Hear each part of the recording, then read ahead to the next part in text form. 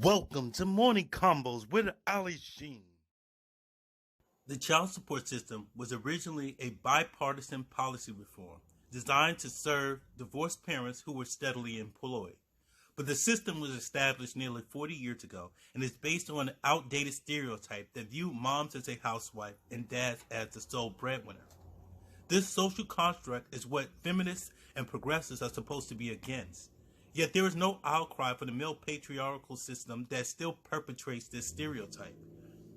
The reason is obvious. It is a bias that they benefit from. It's one of the many privileges that women have. Before I go any further, I want to say that I agree with men financially taking care of their kids. My grievance is with what I believe is a flawed system. One of them being is how the amount of support is determined. Let's say there's a single mother of two boys. Let's call her Michelle. She is living in the project and is on welfare. Her children have different fathers.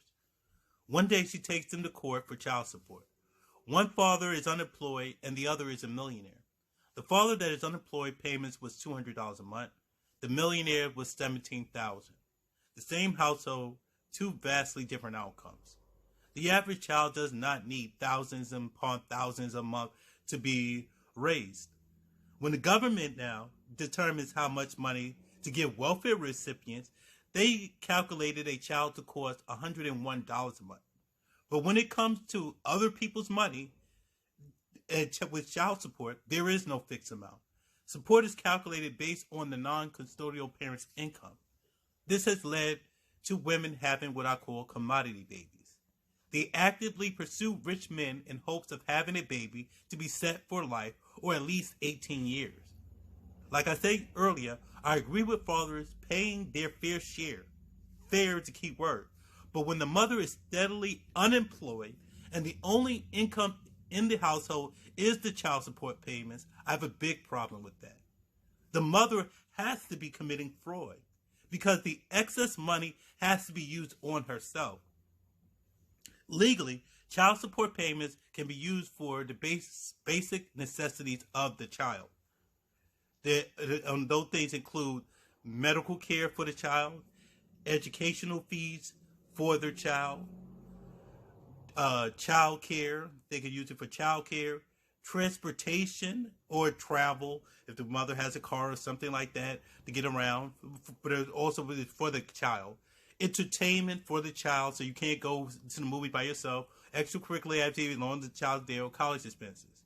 I know women who have spent their child support on themselves, their boyfriends, even other kids, and all of these things are illegal. There is nothing to force women to work, but the father is subject to jail, property liens, his driver license suspended, all for not working. And the father who is working, even if his ex is not working, is subject to have his payment amount increase as his income does.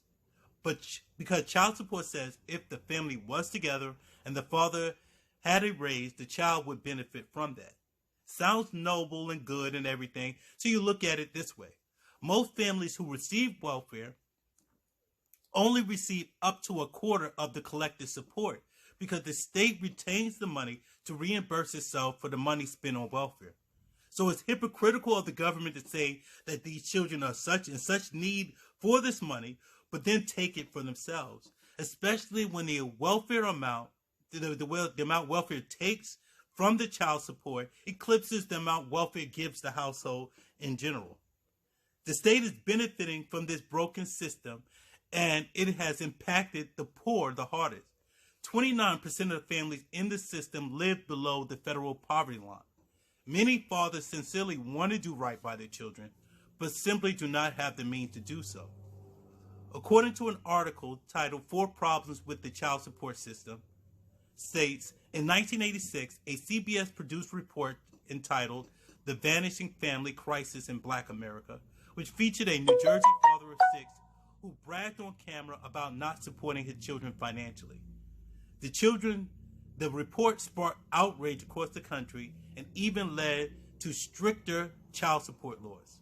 Not long after the piece ran, Congress passed a law forcing states to adopt stricter enforcement practices when collecting past child support debts.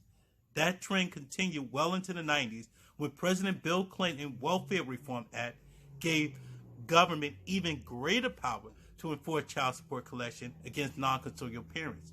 Keep in mind that the goal of child support enforcement was to curb poverty. But how is it possible when welfare discourages recipients to work and at the same time takes anywhere from 75% to all of the child support payments, ensuring that both mother and child stay in poverty? Child support is intended to improve the lives of children whose parents are separated, but among the poor, these obligations can be unrealistic. Instead of helping children, the system might only be driving one parent even deeper into poverty. Child support payments often leave the father barely able to survive.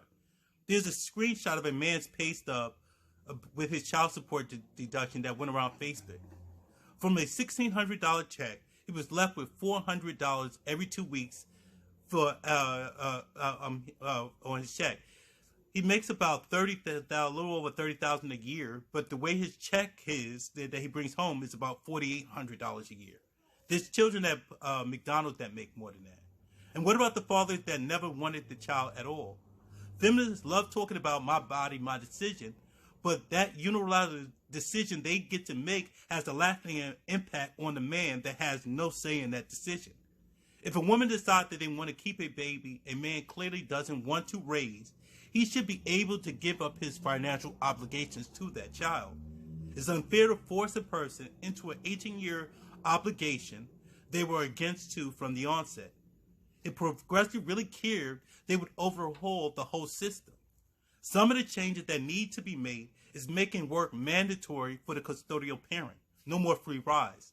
Having a fixed amount of the aid based on the age and location, the determinant support, and most importantly, have the women given an account of every dime of the child support payments. These things will help, and I hope President Trump does reform the system because a Democrat will never do it. But I'm out of time for this episode of Morning Convos. I'm your host, Ali Sheen. Love to hear your feedback on this topic or any of my other episodes.